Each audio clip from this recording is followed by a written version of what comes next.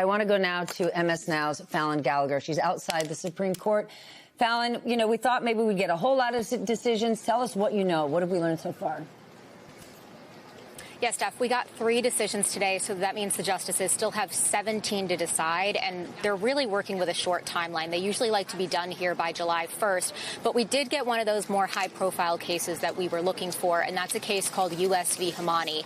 Now, this case was brought by a Texas man who's a sort of recreational marijuana user, and he's challenging a law from the 1960s that blocks unlawful drug users from possessing firearms. The FBI searched his house. They found that he was a marijuana user. They found that he also had a firearm, and they convicted him under this law.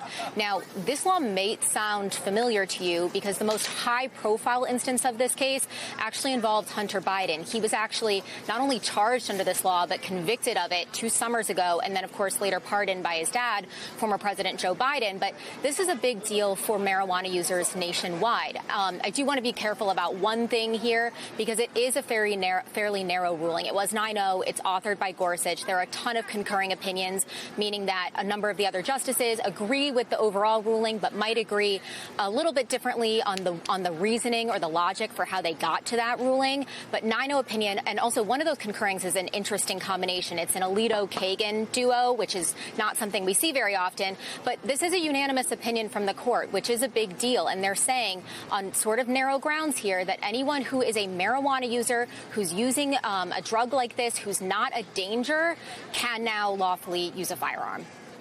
Fallon, thank you so much. Stay close if we get more information. The group chat isn't going anywhere.